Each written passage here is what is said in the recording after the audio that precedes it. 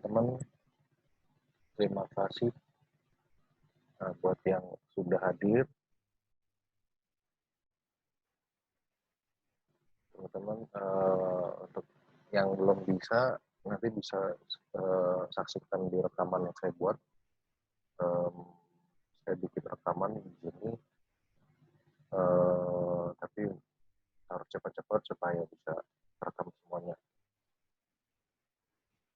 Oke, terima kasih Amel.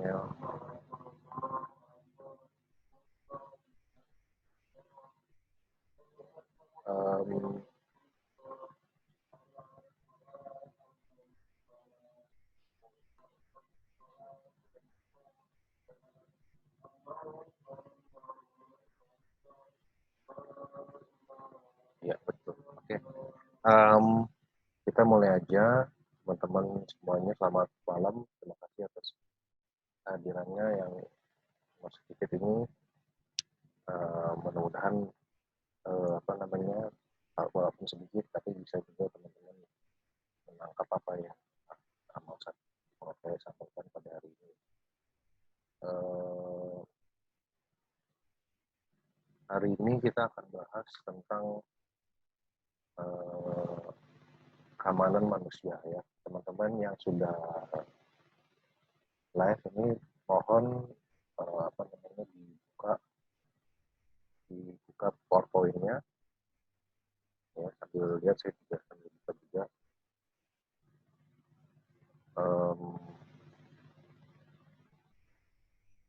Oke, coba lihat di slide yang pertama. Di slide yang pertama itu judul keamanan manusia ya, materi hari ini. Jadi materi hari ini dan 3 pertemuan berikutnya. Jadi hari ini pertemuan ke-8, ke-9, ke-10 dan ke-11 kita akan bicara tentang keamanan manusia.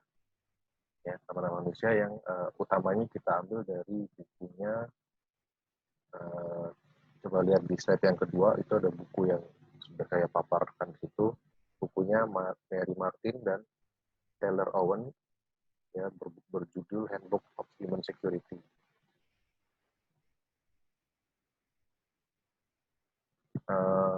Di buku ini coba kita coba dengerin dulu ya, teknis ntar aja ya, nanti saya bisa selesaikan. Nah, di buku ini temanya kita akan bahas, coba kita slide ketiga. Ada 4 tema ya. Yang pertama tema konsep keamanan manusia, kedua aplikasi keamanan manusia, kemudian ketiga aktor keamanan manusia, dan keempat alat keamanan manusia. Jadi dari keempat tema itu adalah yang jadi pembahasan di bab-bab yang dibahas dalam bukunya si Mary Martin dan Taylor Owen ini.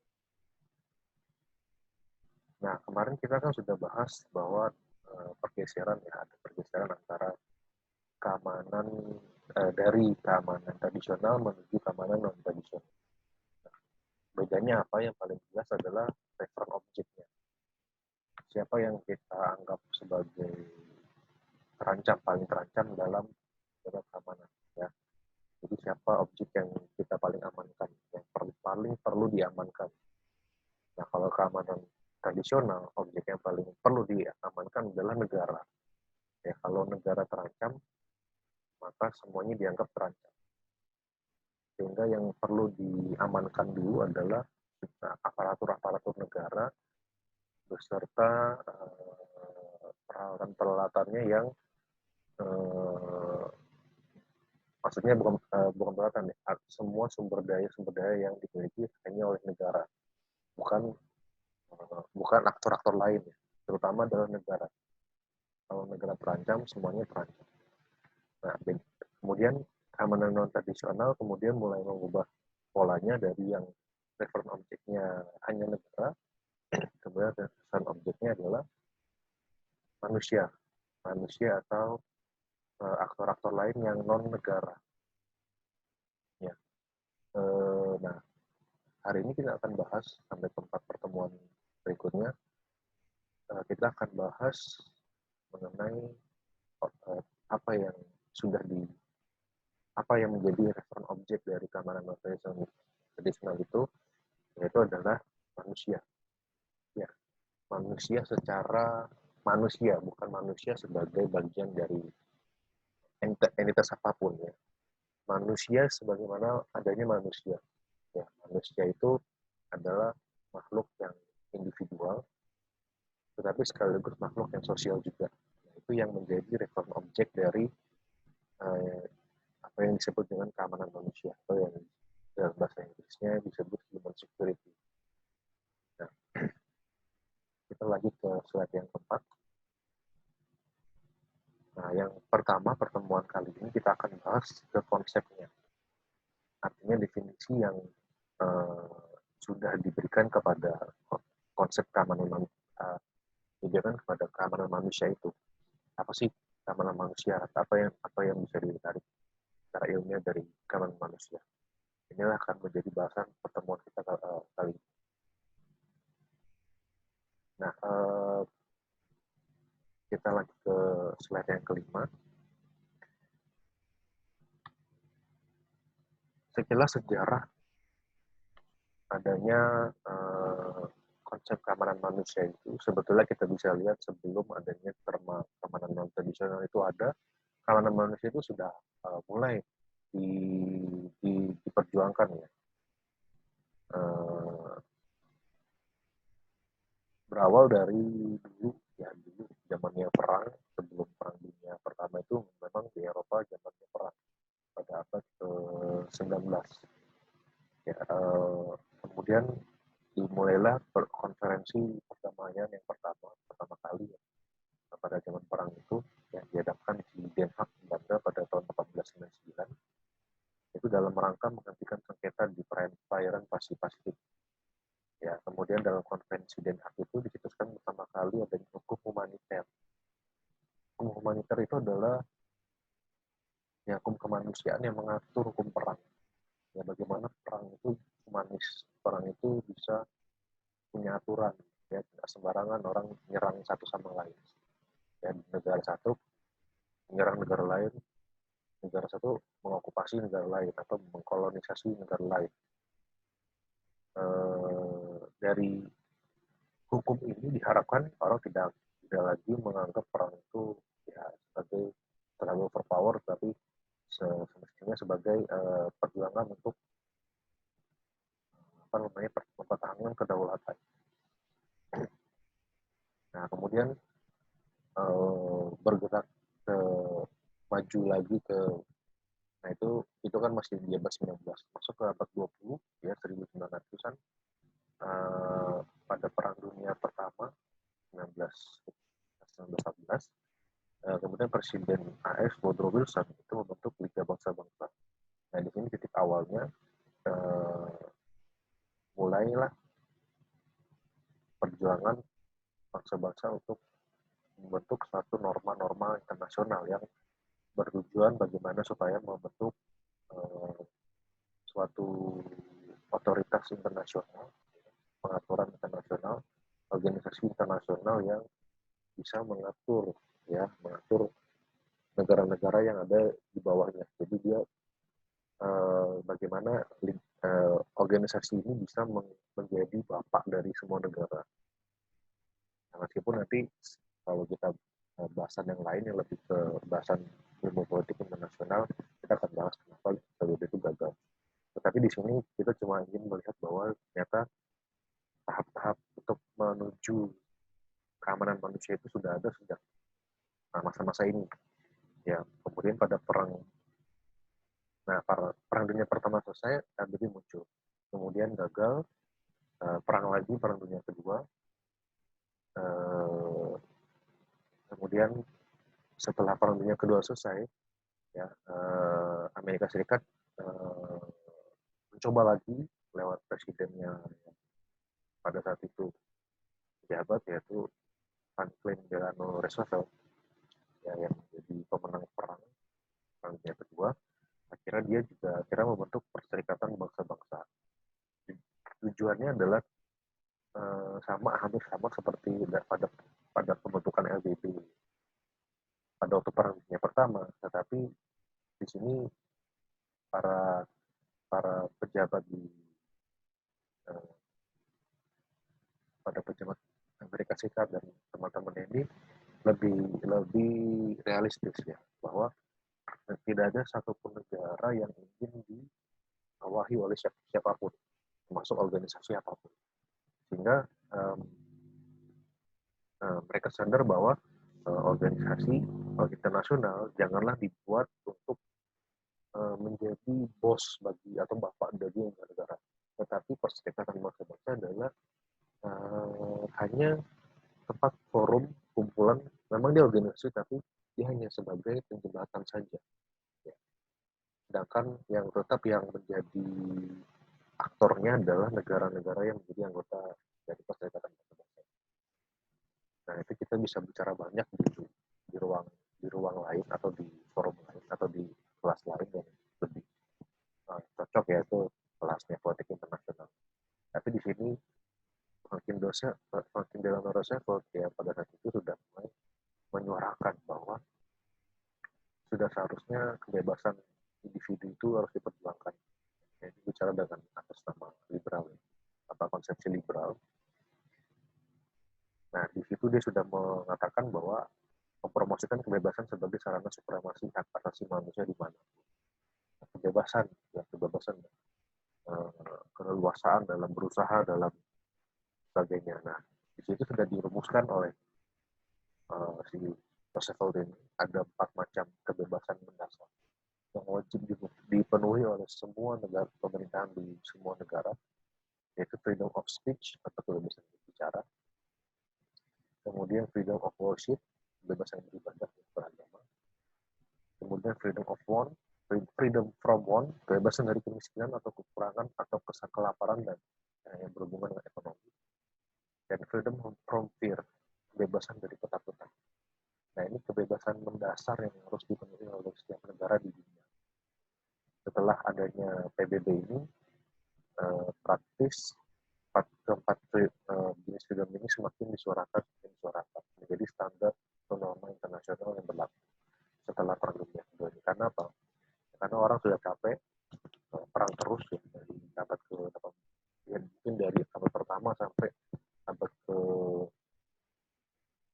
20 perang terus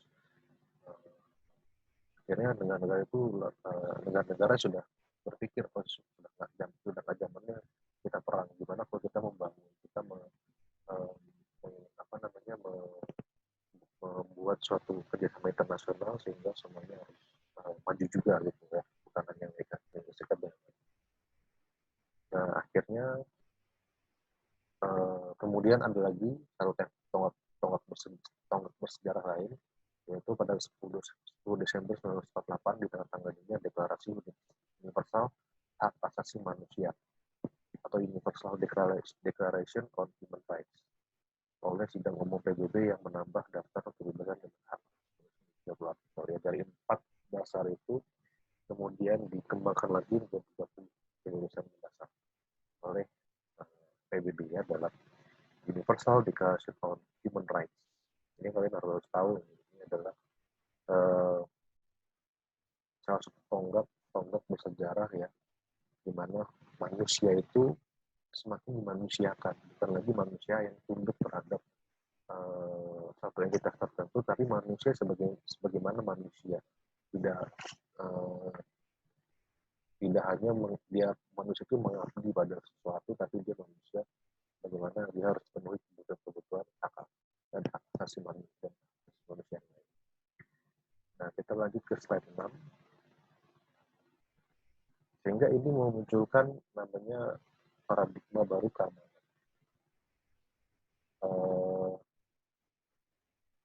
Paradigma baru keamanan ya, jadi dia menggeser dari yang tadinya negara sentris ke manusia sentris. Maksudnya apa? Maksudnya yang seperti kita sudah diskusikan, keamanan tidak lagi diukur hanya dari bagaimana dia bisa mengamankan kepentingan negara, tapi bagaimana mengamankan kepentingan individu atau manusia itu sendiri ya. Jadi sebagaimana adanya manusia.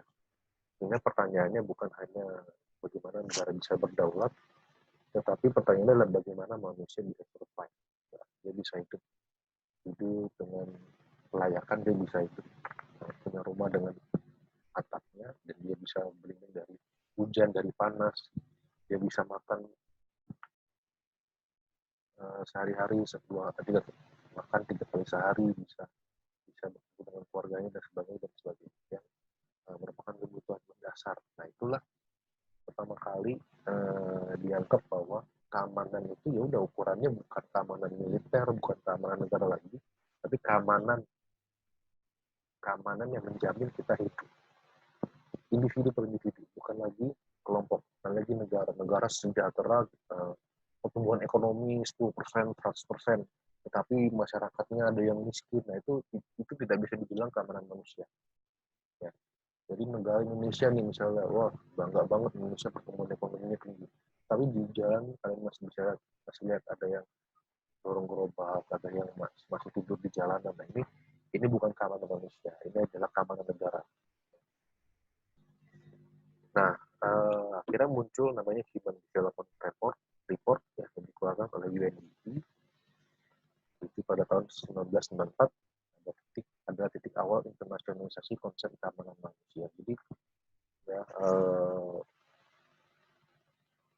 ternyata setelah adanya Universal Declaration of Human Rights ya pada tahun 1948 itu tidak serta-merta langsung seluruh dunia mengakui bahwa ada keamanan manusia, enggak. Memang itu ada proses apalagi terjadinya perang dingin antara Amerika Serikat dan Uni Soviet pada waktu itu, benturan antara dua negara yang besar dengan ideologi yang berbeda ini masih menjadikan isu keamanan negara itu sebagai yang paling penting, belum bisa terapkan sepenuhnya. Dan pada waktu itu memang ya karena kebebasan yang diajukan oleh Franklin Delano Roosevelt itu memang dasar-dasar liberal, jadi ya negara yang Uni Soviet yang nggak setuju karena kan dia bukan liberal, dia kan lebih ke komunisme. Jadi masih terjadi benturan tidak setuju antara konsep-konsep. Padahal memang bukan berarti Uni Soviet dengan komunismenya tidak menyetujui esensi dari apa yang Franklin Delano Roosevelt bilang. Ya. Tapi kembali lagi ini adalah politik, bagaimana menguasai dunia itu. Kalau misalnya bilang, oh ya bagus, setuju, saya mau menganut nilai-nilai universalnya Amerika Serikat dengan PBB-nya, ya udah selesai, berarti dia kan nggak bisa bersaing secara global. Namanya politik tidak mengenal benar salah, tapi apa yang benar dan benar ya. Nah, kemudian setelah tahun 94 itu dikeluarkan Human Development Report dari UNDP, ya PBB.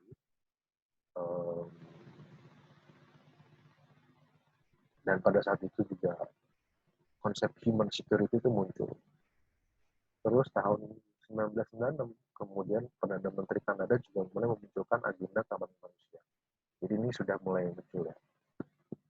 Nah, tapi yang dia tekankan itu adalah freedom from fear sebagai prinsip kebijakan luar negeri. Kemudian lanjut lagi tahun 1999 Perdana Menteri Jepang yang namanya Keizo Obuchi, dia pakai konsep kebebasan dari kemiskinan atau freedom from want. Karena konteksnya pada saat itu krisis ekonomi ya di dunia, terutama di Asia dan Asia Tenggara. Sehingga objek referensi dalam konsep keamanan bergeser dari negara ke manusia.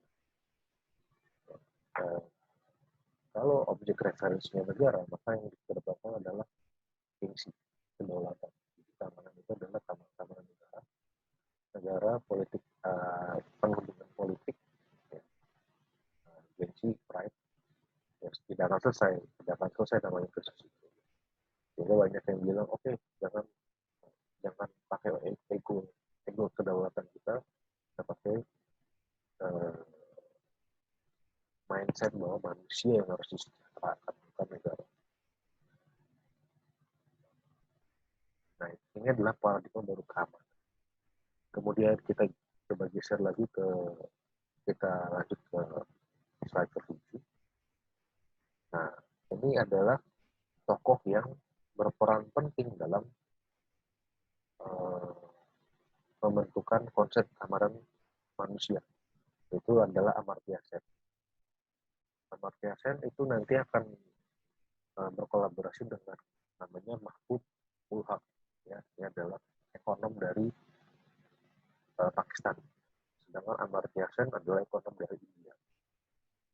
Nah, tapi kan dulu sebelum itu kita terlebih dahulu kita lihat apa sih pikiran Amartya Sen.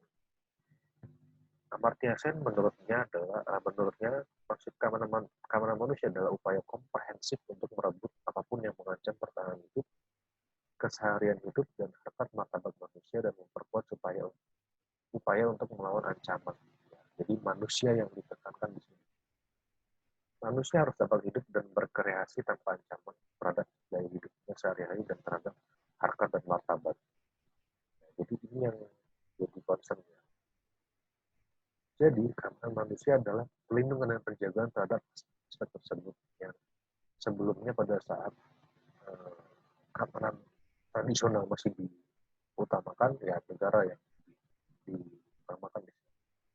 Kita lanjut ke aspek 8. Nah, dalam konsep keamanan manusia terdapat beberapa elemen penting yang menurut Matias. Yang pertama, fokus yang jelas kepada hidup individu manusia yang pasti kontras dengan fokus terhadap keamanan nasional dalam konteks militer. Ya, jadi militer dulu tuh militer yang paling secure ya, terutama karena dianggap militer itu yang paling garda terdepan. Kalau garda terdepan aman ya semuanya aman. Itu dulu. Kemudian yang kedua, apresiasi terhadap peran masyarakat dan pengaturan sosial dalam membangun kehidupan manusia yang lebih aman dengan cara yang konstruktif. Ya, jadi masyarakat yang berperan. Kemudian yang ketiga adalah konsentrasi pada resiko hidup manusia daripada ekspansi kebebasan. Jadi resiko hidup kita sehari-hari ini yang harus diperhatikan. Ya, kita makan apa besok? Dalam kondisi corona ini gimana? Siapa yang ngasih makan? Itu yang harus dibikin oleh negara. Bukan gengsinya negara. Misalnya, negara ini nggak bakal kena corona karena manusianya makan nasi kucing. Ya itu yang dipikirkan oleh orang yang berbicara seperti itu adalah selalu tentang keamanan negara. Ya, bagaimana menunjukkan gengsi. Ya. Bukan bagaimana supaya rakyatnya ini bener nggak sih kena atau enggak. Yang keempat, kemudian fokus kepada hak asasi manusia secara bottom up. Ya, bukan top down lagi. Jadi masyarakat, ya, dilihat masyarakat sebenarnya yang realnya itu butuhnya bukan dari top down. Oh, kamu tuh harusnya gini, kamu harusnya makan kucing aja semua biar sehat semua, hidup jorok biar nggak kena corona. Bagi Amartya Sen ya masyarakat itu yang tahu sendiri apa yang dia butuhkan, bukan dari pemerintah, bukan dari siapapun, bukan dari aparat, tapi dari masyarakat itu sendiri yang tahu siapa yang benar-benar apa yang benar-benar dibutuhkan oleh masyarakat. Oke, kita lanjut ke slide 9. Nah, oleh karenanya keamanan manusia dan pembangunan manusia itu sebuah hal yang berbeda tapi terkait satu sama lain. Kebebasan adalah kunci dari keamanan manusia karena dengan kebebasanlah manusia bisa meningkatkan kesejahteraan. Jadi sejahtera dulu masyarakatnya secara individu, baru semuanya bisa aman. Nah, negara itu harus menciptakan kondisi di mana masyarakatnya bisa hidup, ya, bisa menjamin hidupnya sebulan ke depan bahkan setahun ke depan, ya, per individu, ya, benar-benar per individu. Misalnya Uno mau kerja di mana, pemerintah tuh harus pikirin. Ya, Uno tuh siapa? Uno tuh adalah misalnya pemuda bujangan ya, yang umurnya sekarang antara 23 sampai 20, bukan 23, mungkin ya 20 sampai 25 tahun. Dalam kelompok masyarakat sampai Jumat, dalam kelompok masyarakat yang sedemikian, bagaimana negara harus menjamin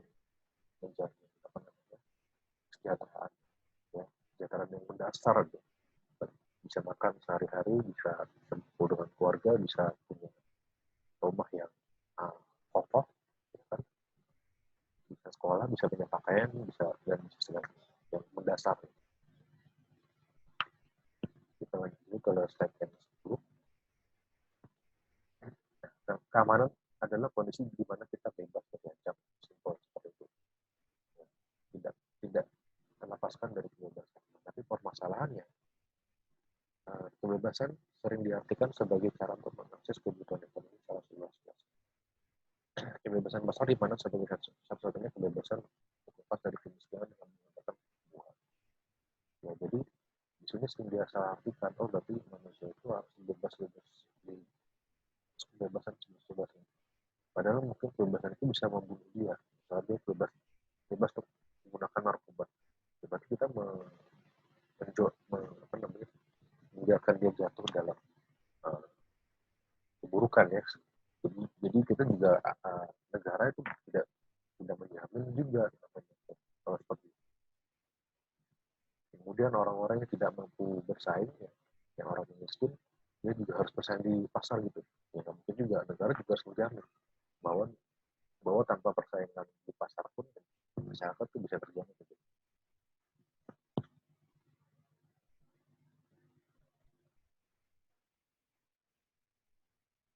Ya, ini balik lagi, jadi dua tokoh ini ya, Mahbubul Haq. Ada Mahbubul Haq dan ada satu lagi Amartya Sen, ya, ini dua orang yang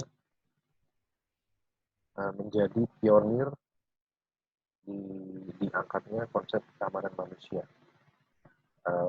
Kalau Mahbubul Haq itu idenya adalah pembangunan manusia, human development.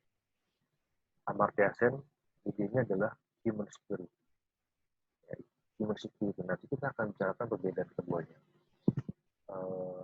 Pemikirannya Mahbubul Haq inilah yang dipakai hingga ini sebagai apa yang disebut dengan Human Development Index.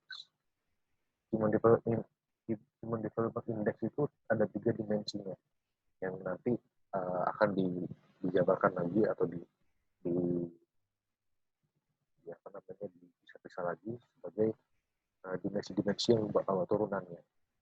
Tapi yang paling penting adalah di dalam Human Development Index itu adalah pertama hidup panjang dan sehat, kemudian mendapatkan pengetahuan yang layak, dan yang ketiga adalah standar hidup yang mencukupi. Nah, sehingga menurut Mahbubul Haq, kemajuan suatu negara kalau hanya dilihat dari tadi hanya pertumbuhan ekonomi yang tinggi saja, ya, wah PDB kita tinggi nih, ya bisa apa, ya sekian lah. Kemudian pertumbuhan ekonomi 5%, 6%, ya kan? Tapi itu kan makro, kelihatannya aja dari luar.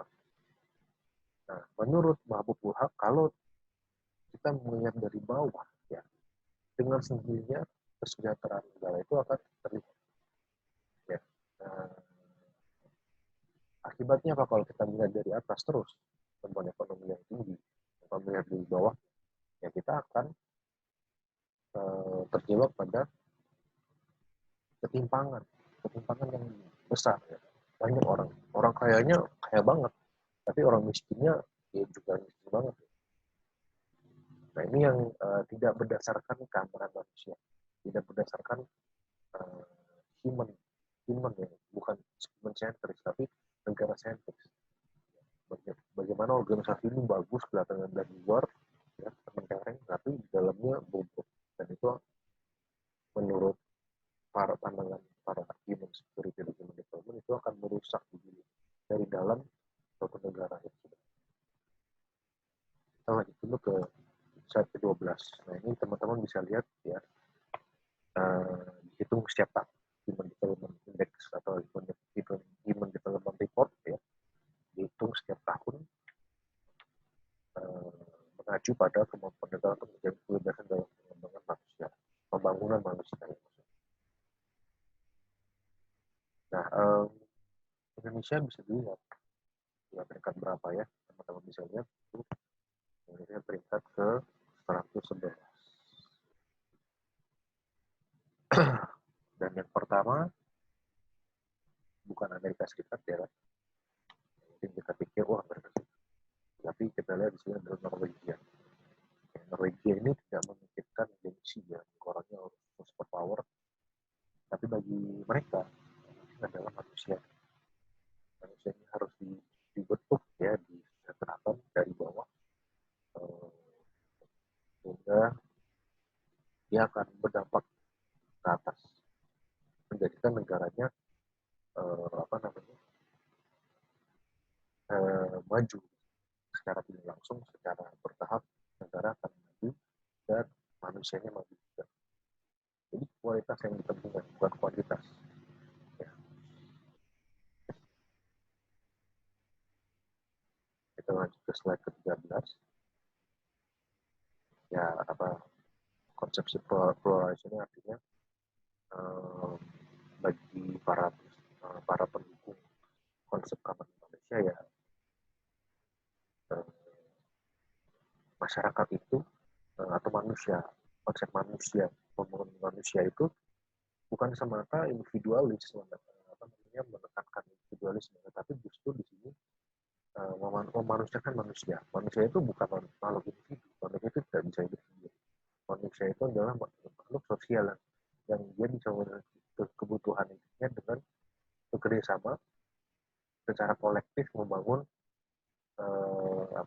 suatu pengorganisasian sehingga masyarakat itu bisa mencapai suatu kesejahteraan, bisa saling bantu-bantu, bisa saling guyup, bisa saling bahkan bersaudara walaupun tidak saudara, saking gotong, dan kalau di Indonesia itu dikenal dengan istilah gotong royong ya, atau paguyuban ya, komunitas. Nah itulah manusia, bukan jadi human security bukanlah individualisme. Ya meskipun nanti ada kata-kata individu, tapi individu itu maksudnya adalah manusia, bukan individualisme. Bukan misalnya kita nggak bisa saudara sendiri kita nggak nengok, atau kita sama saudara sendiri tidak membantu, ya. Apalagi dengan tetangga atau apalagi dengan komunitas yang lebih besar. Tidak ada kontribusi sosial kita kepada masyarakat. Nah yang dimaksud dengan human development dan human itu adalah manusia yang bisa mengakui pluralisme, yang bisa mengakui kolektivitas.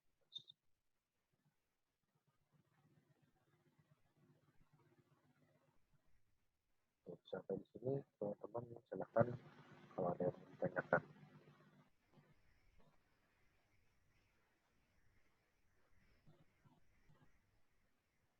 Oke, saya lanjut dulu ya. Kita lanjut ke slide 14. Di sini ada konsepsi pembangunan manusia, kemudian konsepsi utilitarianisme. Apa itu utilitarianisme?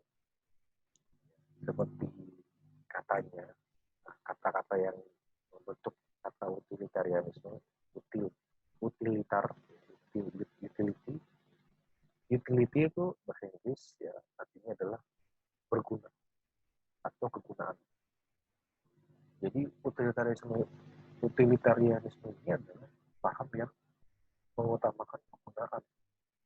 Ya.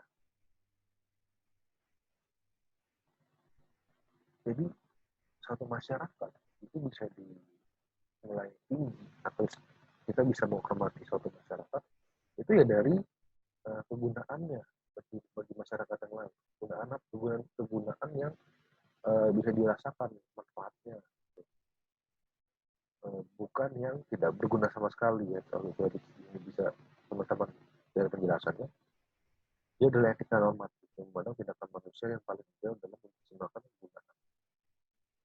Jadi utilitas itu berarti berguna, bermanfaat, berfaedah atau menguntungkan.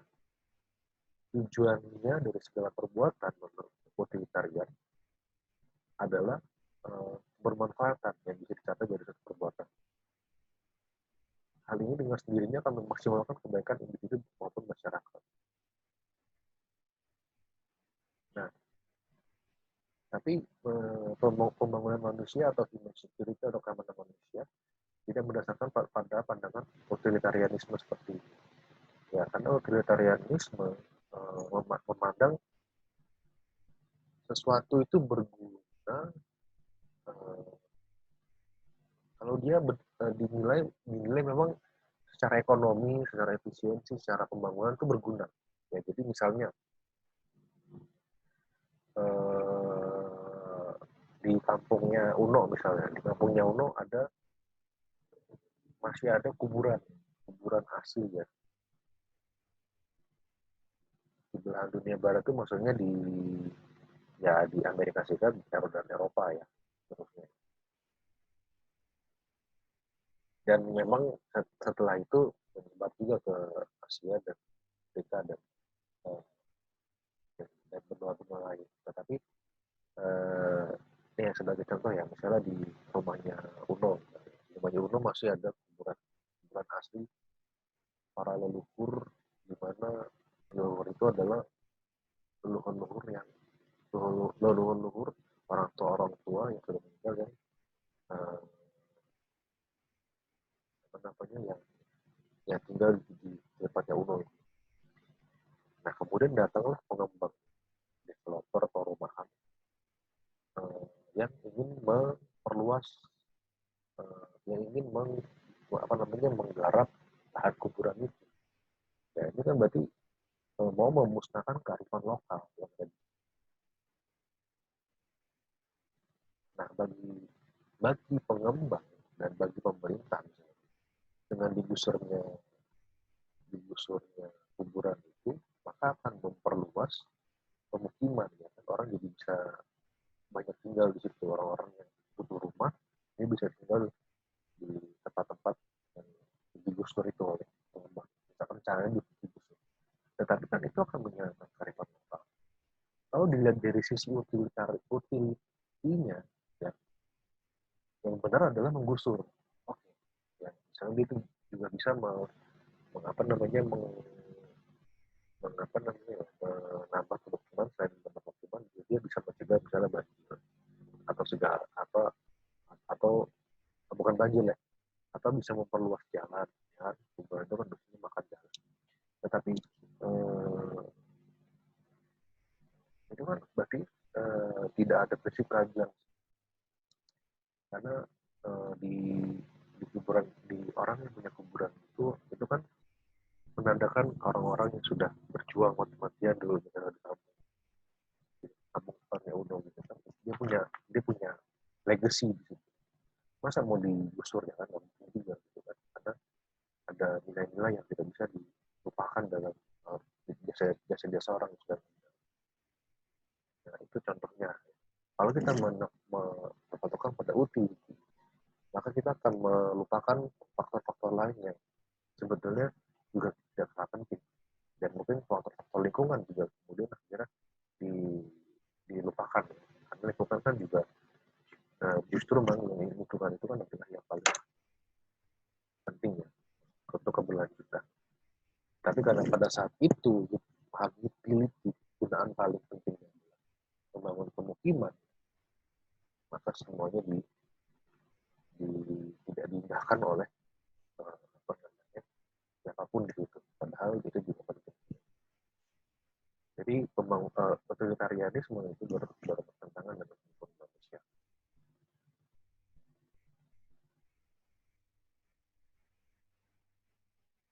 Kemudian martabat manusia ya yang paling penting dalam konsep keamanan manusia ini di slide ke-15 dan slide ke-16 ini tadi sudah resume sedikit.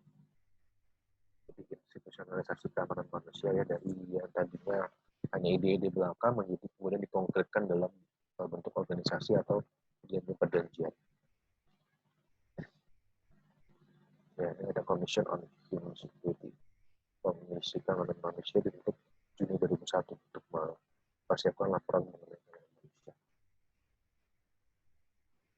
Nah, dan Sekjen PBB Kofi Annan ya pada 1 Mei 2003 menyebutkan bahwa keamanan manusia merupakan perlakuan yang konteks yang baru terhadap makna keamanan dan merupakan respon terhadap peluang baru bagi pembangunan untuk menghadapi konflik atau ancaman terhadap keamanan manusia. Ini hanya sejarah saja sebenarnya. Keamanan manusia, keamanan yang terpusat pada masyarakat. Ya, jadi masyarakat sentris. Komunitas internasional membutuhkan paradigma baru keamanan. Ya, betul. Hal ini karena debat mengenai keamanan telah terhambat oleh keamanan negara yang muncul pada abad ke-17. Keamanan yang muncul pada abad ke-17 tadi adalah keamanan yang sangat negara sentris. Ya, apapun yang perlu diamankan di negara, kalau negara aman, militer aman, semuanya pasti aman. Ya, padahal tidak juga seperti itu.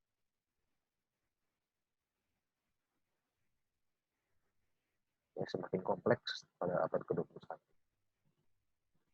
Setelah itu ke saat ke-18, ini kalau tadi ada Amartya Sen, sekarang ada Des Gasper. Ya, kita lanjut aja ke 19. Ini adalah transformasi ya, perubahan makna keamanan dari waktu ke waktu. Ya, ini ada diagramnya. Saya bikin diagram dari 1940 ke 1960 itu ada realisme ortodoks ya. Realisme itu artinya yang sudah saya jelaskan, pernah saya jelaskan, memandang bahwa interaksi antar negara itu sifatnya adalah berpersaingan ya, hutan rimba yang harus bersaing terus, dan negara adalah faktor yang paling tinggi yang perlu diperjuangkan eksistensinya, dan hanya negara itu ditunjukkan oleh kekuatan militer. Ya, di objek referensinya atau objek yang perlu diamankannya adalah negara dan militer. Kemudian berlanjut ke 1960 sampai 1994 itu berkembang adanya pemikiran neorealisme yang melihat bahwa tetap objek referensinya tetap negara, tetapi negara ini tidak terbatas pada militer saja. Kalau kita waktu itu pernah diskusi sama Amel waktu itu kelas kita pertama, mereka pernah nanya ya, yang non tradisional, yang tradisional itu apakah militer juga apakah juga selain militer, ada dua yang ada dua jenis pemikiran ya, yang memandang keamanan tradisional itu sebenarnya hanya militer saja, tidak. Kalau neorealisme, dia bilang ya, karena neorealisme ini munculnya pada saat dunia sudah mulai globalisasi, ya dia bilang bahwa objek referensi tetap negara, tetapi tidak hanya militer saja. Jadi bisa ekonomi, diplomasi, terus budaya dan segala macam, tetapi dia fokusnya itu negara. Yang dilindungi adalah negara, balik lagi negara lagi. Ya, jadi tujuannya untuk mengamankan negara, baik lagi. Memang bukan militer saja, tidak terbatas pada militer saja, tetapi tetap negara. Jadi kan objek referensi. Nah, sampai ke 94 sampai sekarang barulah muncul keamanan manusia. Ya, jadi terbalik pemikirannya. Apapun itu militer boleh, ataupun kalau militer kan memang pasti negara. Apapun konsepnya, apapun aparatusnya ya, apapun caranya atau means-nya, atau apapun sarananya, yang penting adalah manusia itu yang diamankan terlebih dahulu, individu ya. Kita sebagai individu, kita sebagai masyarakat yang diamankan terlebih dahulu sebelum memikirkan keamanan yang lain.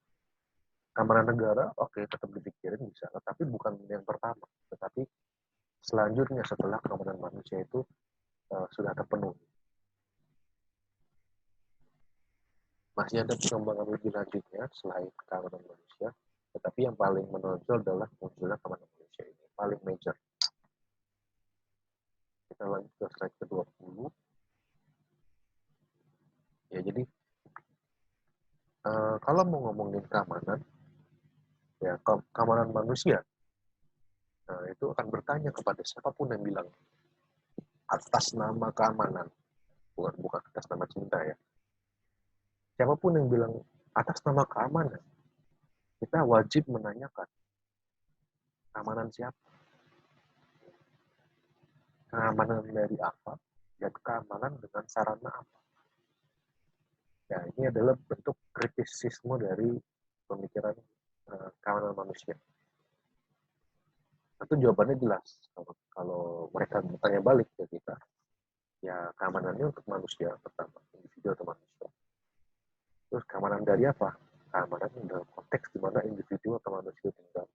Ini dalam masyarakat ya, di mana manusia itu bisa hidup berdampingan dengan manusia-manusia atau masyarakat yang lain. Sebenarnya keamanan dengan sarana apa? Ya, keamanan dapat terwujud utamanya ketika ekonomi, kebutuhan hidup individu terjamin.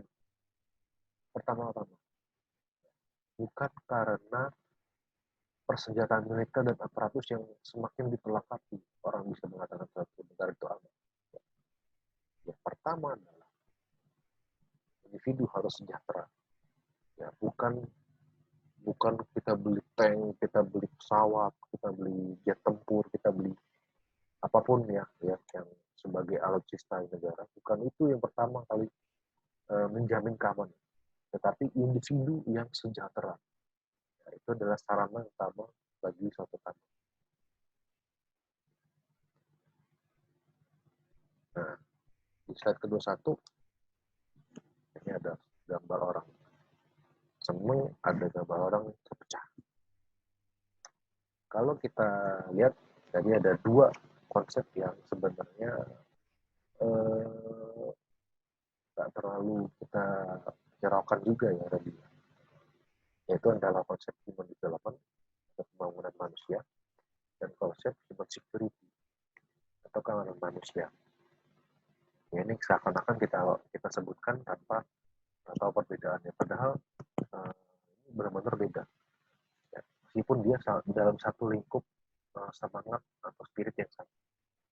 Nah, kalau human development itu adalah ketika kita mencoba untuk mencapai suatu pencapaian ya, di mana individu semuanya bisa punya pendidikan yang tinggi, individu punya penghidupan yang layak, yang pertumbuhan yang semakin bagus. Nah, itu kita bicara tentang human development.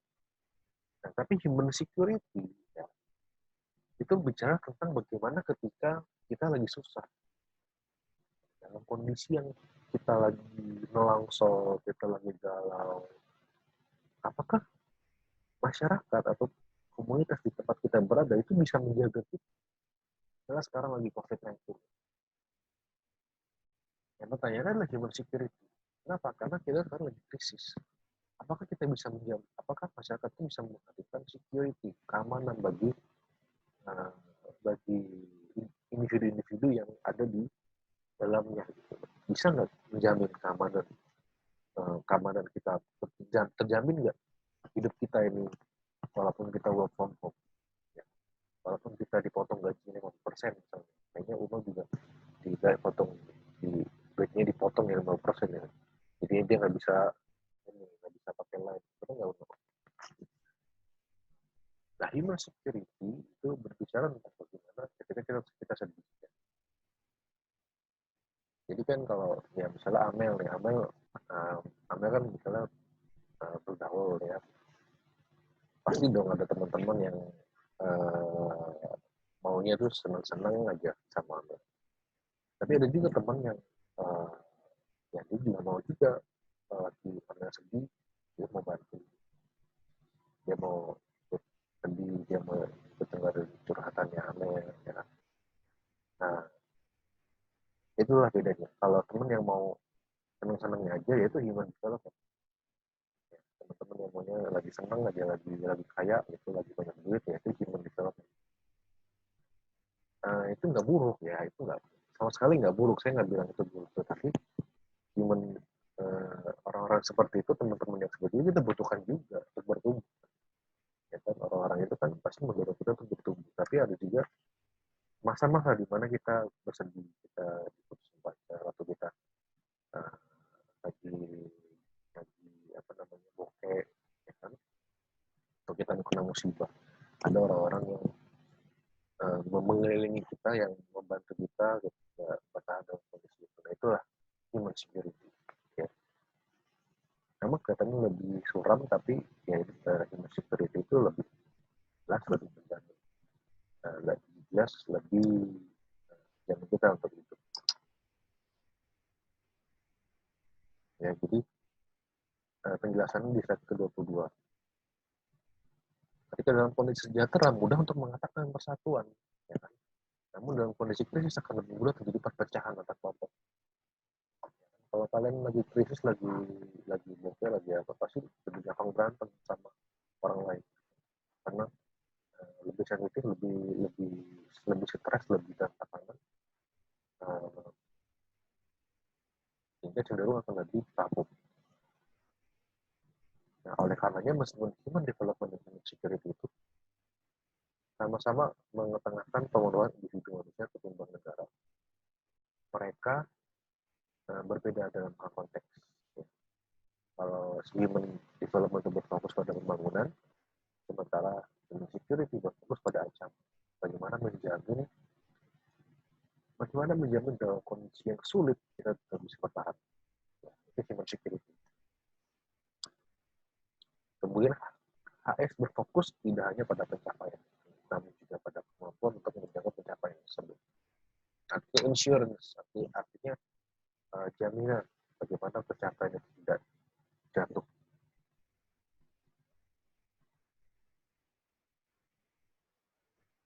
Bukan kesamaan visi misi, kesamaan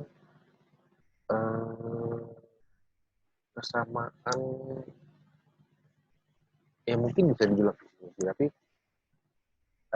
lebih tepatnya adalah kesamaan reference object. Ya, reference objectnya itu sama antara human development dan security, ya, itu adalah individu. Tapi kalau human development itu adalah bicara untuk ketika kita improve ya kita lagi pengen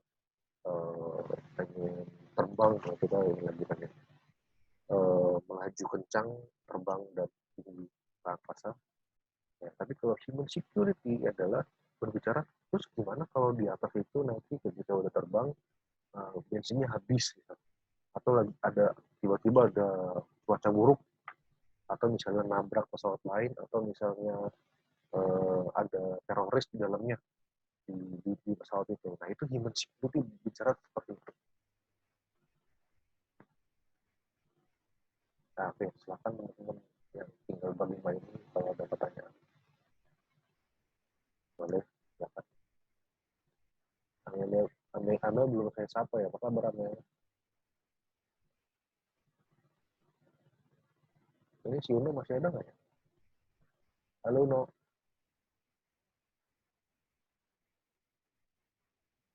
Oh, Uno.